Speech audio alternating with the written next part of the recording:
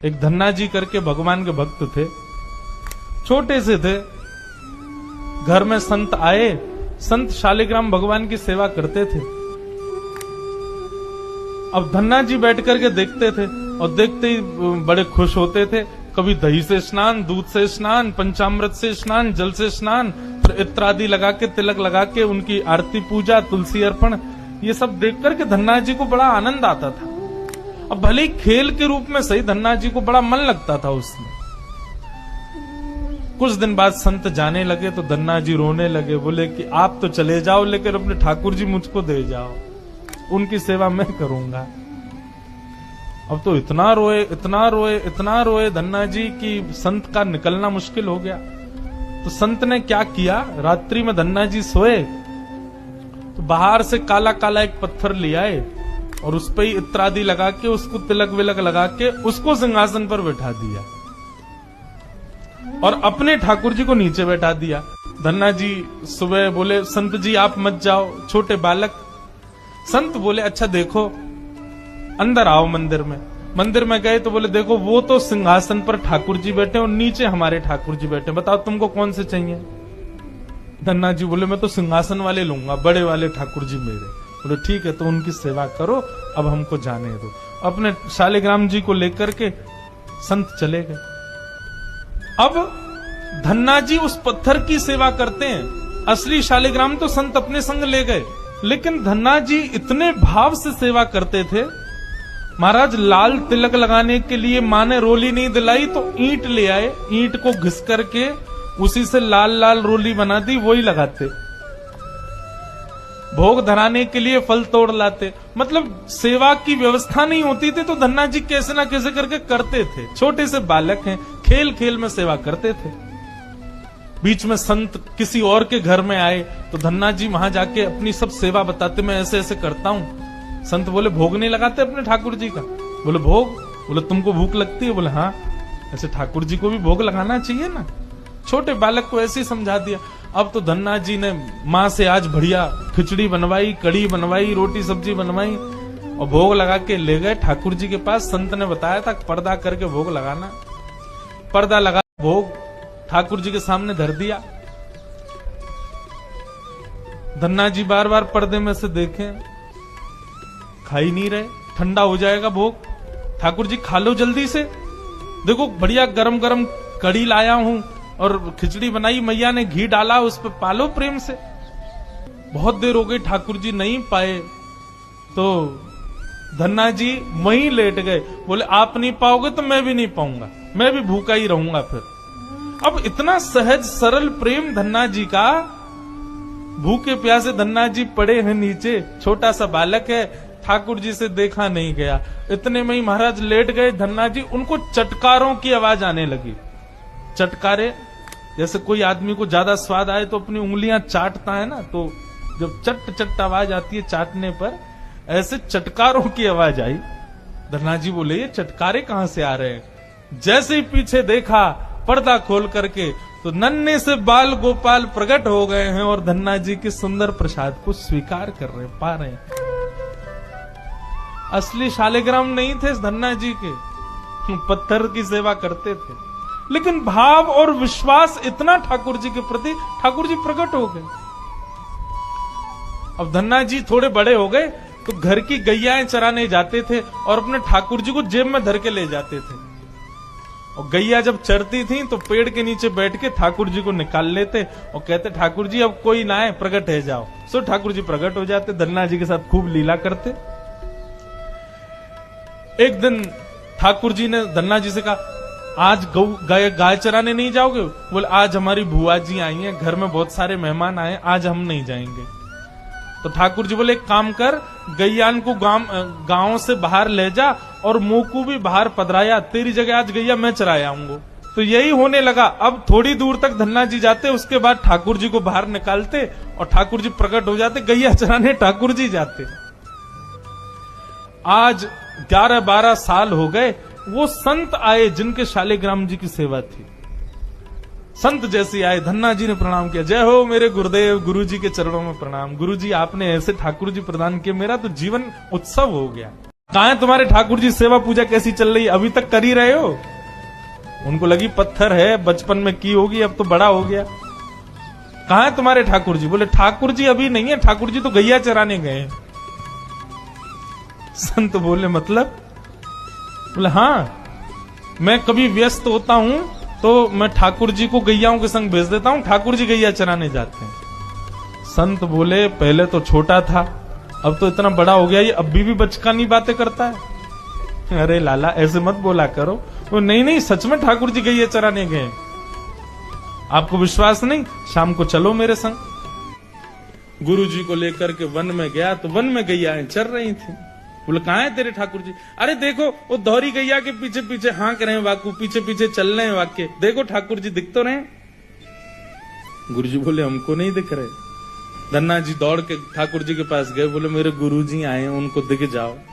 भगवान बोले उनको नहीं दिखेंगे हम बस तुमको ही दिखेंगे, तुम्हारे सखा तुमको दिखेंगे, सबको थोड़ी दिखेंगे। अरे भैया ऐसा मत करो। क्यों? बोले आपको और मोको एक दूसरे से मिलवावे वाले तो गुरुजी हैं। गुरुजी यदि मुझको नहीं देके जाते आपको, तो आप मुझे कैसे मिलते? मेरे गुरुदेव हैं, इन्होंने ही तो मुझको दिया था आपको। ठाकुर जी रीझ गए, पुनः पुनः धनुष की भक्ति, ऐसा भाव। इतने में ही नील माधव नीलमणि ठाकुर जी प्रकट हो गए, और जैसे ही प्रकट हुए दूर खड़े गुरुदेव के एक एक रोम बिलखने लगा, रोने लगे, और धन्ना के चरणों में प्रणाम किया। बोले हम सच्चे शालिग्राम से प्रकट नहीं कर पाए, तूने सामान्य पत्थर से प्रकट कर दिया ठाकुर जी को। हम अष्टयाम सेवा से प्रकट नहीं कर पाए, और तूने सामान्य पत्थर घिस घिस के तिलक लगा के प्रकट कर दिया ठाकुर जी को। हम 56 भोग पधरा करके ठाकुर जी को प्रकट नहीं कर पाए, तू बेसर की रोटी खवा के ठाकुर जी को चटकारे दिलवाता है। हम यहाँ ठाकुर जी से प्रार्थना करते हैं, कभी त्रिभंग लली से सीधे लली भी बन जाओ, नेक पूरे दिन यूं ही खड़े रहो, दर्द है जाते हो, हाथ में नेक हाथ सीधे कर लो। तू ठाकुर जी से गैया चरवा रहा है अपनी। धन्य है धन्ना तेरी भक्ति को। एक चोर था गोवर्धन डाकू, बहुत नामी डाकू था। बिल्कुल सरल उदाहरण में तुम्हें बताया है। तो एक दिन राज कर्मचारियों ने उसका पीछा किया, और वो भागा, घोड़ा भी छोड़ दिया, पैदल भागा। तो एक जगह देखा बहुत सत्संग हो रहा था, कथा हो रही थी। पंडित परशुराम जी महाराज कथा कर रहे थे, करमैती बाई के पिता। ये प्रमाणित कथा हम आपको बता रहे। तो उस सभा में घुस गया, तो राज कर्मचारी आए, सोचा सभा में चोर कैसे हो सकता है, यहां तो चोर घुसने का समय। तो अब उसको पाया ही नहीं। कथा का प्रसंग चल रहा था। वृंदावन में श्री बांके बिहारी लाल को आज यशोदा मैया ने सोने की करधनी, सोना, वो तो चोर आदमी, करधनी सोने की। भगवान श्री कृष्ण चंद्र जी को बांके बिहारी को कह के पुकार, 8 वर्ष की अवस्था है, मैया ने सोने की लकुट दी, सोने का। अरे इतना माल एक साधारण, और गाय चराने अपने सखाओं के साथ जा रहे हैं। कथा समाप्त हुई, नजदीक पहुंचा, चाकू निकाली, पंडित परशुराम जी के गले में लगाई। पता लिखो, ये जो इतना धनी बालक का वर्णन कर रहे थे, पता लिखो। उन्होंने देखा तो उनका डाकू है, जो मेरा नाम सुन करके भयभीत हो जाते हैं, हमारा नाम गोवर्धन डाकू है। कहा भैया इतनी तुम्हें जल्दीबाजी क्या है? बोले पता लिखो। केवल कहा? बोले मथुरा क्षेत्र वृंदावन, बाप का नाम नंद बाबा, कन्हैया, गाय चराने। पर सुनो, ये तुम्हारे जैसे डाकू उसको चोरी नहीं कर सकते, बहुत नटनागर, बहुत प्रवीण बालक है वो। तो उन्होंने कहा तुम हमको ऐसा समझते हो, अकेले अकेले राजाओं के महलों को लूट लिया है। बोले फिर भी नहीं लूट सकते, बहुत प्रवीण है। तो उनका कसम खाता हूं, जब तक उसे लूट नहीं लूंगा तब तक पानी नहीं पीऊंगा। परशुराम जी ने सोचा भगवान की अपार कृपा इसके ऊपर, पता नहीं क्या लीला होने वाली इसके ऊपर। उन्होंने कहा सुनो, हमारी तरफ से माखन मिश्री ले लो, जब तुम्हारा बस ना चले तो माखन मिश्री उसे खवा देना। हाँ ये बात भी ठीक है, बच्चा फुसला के काम चल जाए तो मारना काहे को पड़ेगा। माखन मिश्री पेट में बांधी और कहा कसम खाता हूं जब तक उसे लूट नहीं लूंगा तब तक मैं पानी नहीं पीऊंगा। पर नाम क्या बताया तुमने? इतना बड़ा नाम तो बोले श्याम सुंदर। श्याम सुंदर, श्याम सुंदर, वृंदावन गाय चराना, श्याम सुंदर। अब भगवान का चिंतन बनने लगा। देखो चिंतन बनने लगा। अब वो पैदल चल करके आया। अब एकांत में जहां गाय चरते तो पूछते श्याम सुंदर की गौएं कौन है? बोले सब हैं, ये ब्रजमंडल है, हर गौशाला भगवान के नाम की है। नहीं, बोले वो जो यशोदा मैया ने श्रृंगार करके चराने में, बोले वो तो कथा में लिखा है, प्रकट में थोड़ी अब रह गया। अरे बोले नहीं, पंडित जी झूठ नहीं बोल सकते। हम लोग चोर डाकू झूठ बोल सकते हैं, पंडित थोड़ी झूठ बोल सकते हैं। भगवान तो है ना, वो अपने भगवान को तो श्याम सुंदर है ना। अब एकांत में विकल हो गया और कहा अगर कोई ईश्वर है तो मुझे श्याम सुंदर से मिला दे, क्योंकि मैंने कसम खाया है बिना लूटे पानी नहीं पिएंगे। इतने में आवाज आई एक ग्वारिया पर, ए श्याम सुंदर तुम्हारी गाय इधर जा रही। अरे दौड़ा उधर, देखा कमर में हाथ रखे, न जाने कौन से गुण पर दयाली दिली जाते हैं, पीतांबर की फेट वैसे ही श्रृंगार जैसा पंडित जी ने वर्णन किया था। श्याम सुंदर, कमल नयन, मोर मुकुट, करधनी और लकुट। उसने हर चाकू निकाली, हर सखा को, वो सब सखा दिव्य, वो गायें दिव्य भगवान ने प्रकट की थी। सब सखाओं का भाग जाओ नहीं मार डालेंगे। भगवान ने इशारा किया कि जाओ इसको हमें एकांत में निहाल करना है। बोले हाँ बोल रहे। बोले तू डरता ले क्या? बोले अब काल से भी नहीं डरते, तेरे से क्या डरना है? बोले मेरा नाम नहीं सुना होगा इसलिए तू डरेगा। अब ये मेरा नाम गोवर्धन डाकू, तो वो गोवर्धन ही तो नाम है ना, मेरा नाम गोवर्धन धारी है। भगवान उससे जब वार्ता कर रहे हैं तो उसका जीवत्व नष्ट हो रहा है, अज्ञान नष्ट हो रहा है। उन्होंने देखा बड़ा प्रवीण पंडित जी कह रहे थे माखन मिश्री खवा के काम कर ले। बोले सुनो। भगवान ने कहा अच्छा ऐसा प्यार करते हो? बोले प्यार के लिए नहीं है, ये सोना चांदी जो पहले ही उतारने के लिए। बोले ये तो वैसे ही उतार देंगे, लाओ तुम्हारा। माखन मिश्री खाई और कहा थोड़ा तुम खाओ, और जे भी भगवान ने चखाया उसे भगवत अज्ञान हो गया। अब भगवान को साष्टांग दंड, प्रभु प्रभु। एक बात सुनी कि कन्हैया गौएं चरा रहा है, चल पड़ा, कसम खा ली तो भगवान मिल गए। यहाँ जीवन व्यतीत हुआ जाता है, हलवा पूड़ी खा करके दिनचर्या का बैलेंस बनाते रहते हैं, तो भगवान कहाँ मिले? जब भूख प्यास सहकर केवल भगवान के दर्शन के लिए, तो भगवान उसी समय प्राप्त हो जाते हैं। हम लोग सुनते बहुत हैं, समझदार बहुत हैं, नहीं करना चाहिए ये भी जानते हैं, लेकिन भजन ना होने के कारण हम उसको उतार नहीं पाते। भजन शुरू करो, अभी बात बन जाए। नाम जप करो और निश्चय करो कि मुझे इस मार्ग में चलना है, तो पापाचरण नहीं करना है, गंदी बात नहीं करनी, किसी को दुख नहीं देना, किसी का अहित नहीं करना, तो मंगल शुरू हो जाए। अभी दिव्यता आने लगी अंदर की दिव्यता, ये बाहर शरीर का राग छूट जाता है।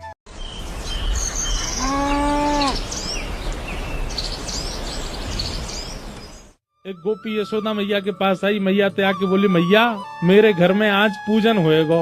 मैया बोली अच्छा। तो मैया आपके गौशाला में सुरभि गाय है, और सुरभि गैया का जो गोबर है ना, उस गोबर में से एक अद्भुत सुगंधी आती है।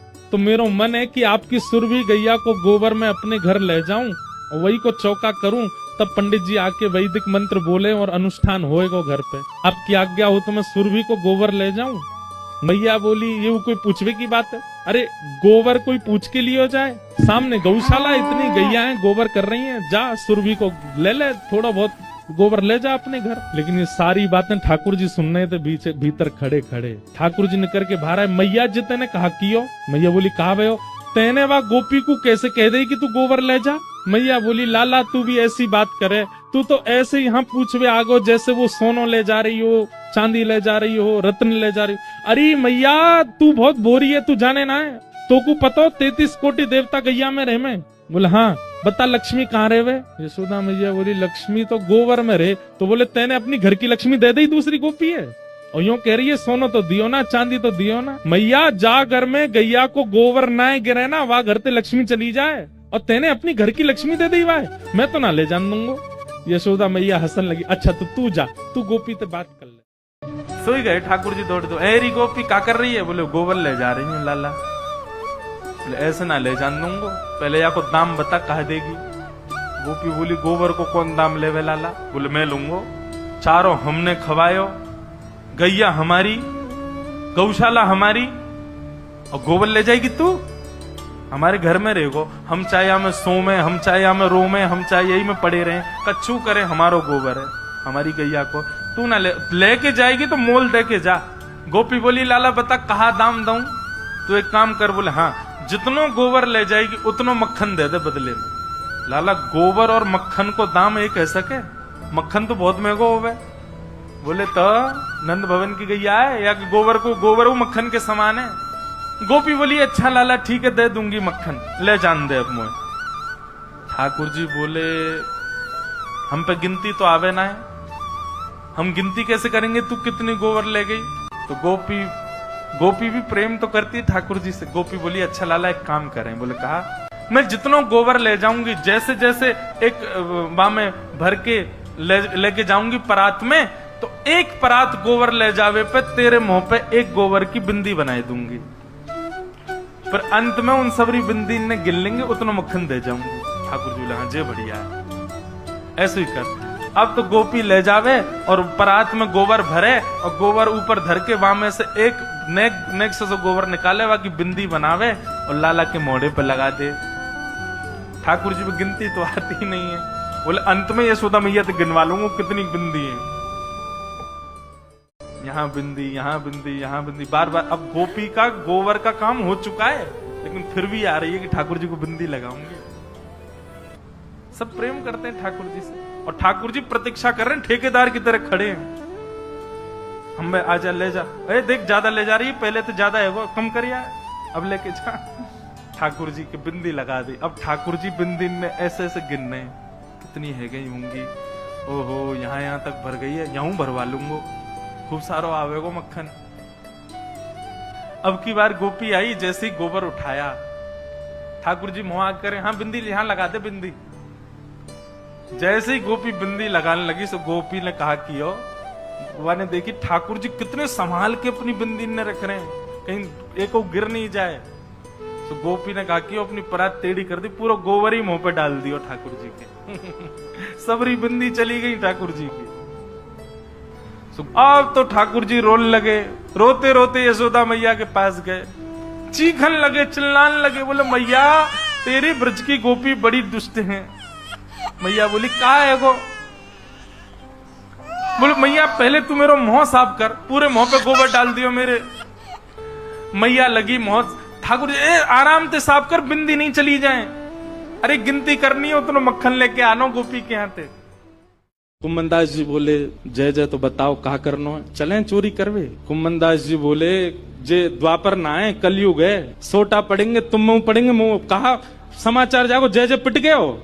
ठाकुर जी पिट गए। ठाकुर जी बोले ना पिटेंगे तो ना है, हम खैर इतनी तो हमारी अभ्यास है चोरी को, लेकिन अकेलो नहीं जाऊंगा, तू चले तो चले। कुम्मनदास जी बोले मैं बड़ो बूढ़ो मैं कैसे जाऊंगा? बोले कछु मत करियो, बस फुर्ती रखियो फुर्ती, बाकी सब मैं संभाल लूंगा। ठाकुर जी ने कुम्मनदास को इशारा कर दिया, बोले जैसे सब जाए पीछे खिड़की पे आ जाइयो। सब चले गए। जैसे कपाट बंद हुए, कुम्मनदास जी पीछे खिड़की पे खड़े हैं, प्रतीक्षा कर रहे हैं। इतने में कहा देखो खिड़की में से साक्षात श्रीनाथ जी सचल है करके निकर करके बाहर आ रहे हैं, और आए करके कुम्मनदास जी के कंधा पे अपने दोनों पाम लटकाए लिए बैठ गए, और ऐसे मूड पकड़ लियो सिर।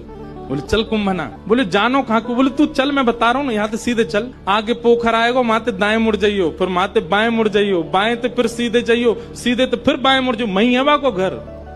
कुम्मनदास जी बोले पूरी दुनिया आपका पथ जानती है, पर आप अपने प्रिय का पथ जानते हो नाथ। ये सौभाग्य है उस सखी का कि आप उसका पथ जानते हो, आप उसका मार्ग जानते हो। कुम्मनदास जी ने दोनों पाम पकड़ रहे, छोटे से ठाकुर जी कंधा पे बैठे हैं और सब बता रहे हैं यहाँ ते मुड़ जा, यहाँ ते मुड़ जा, सीधा चल।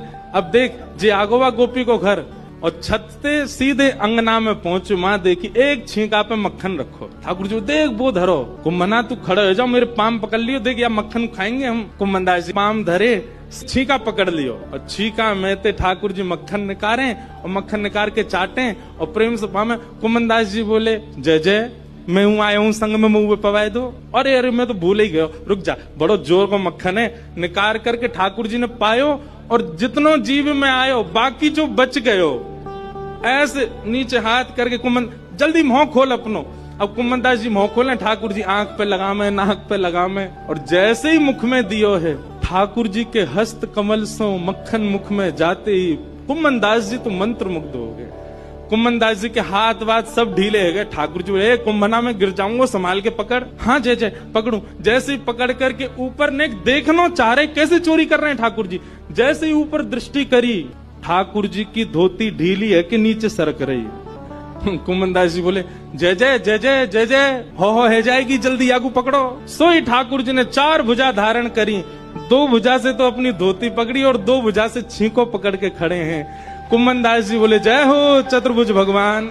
शंख चक्र गदा पद्मधारी चतुर्भुज तो बहुत देखे, पर मक्खन चोरी कर, मक्खन हरण चतुर्भुज पहली बार देखे। बोलो मक्खन हरण चतुर्भुज नाथ की।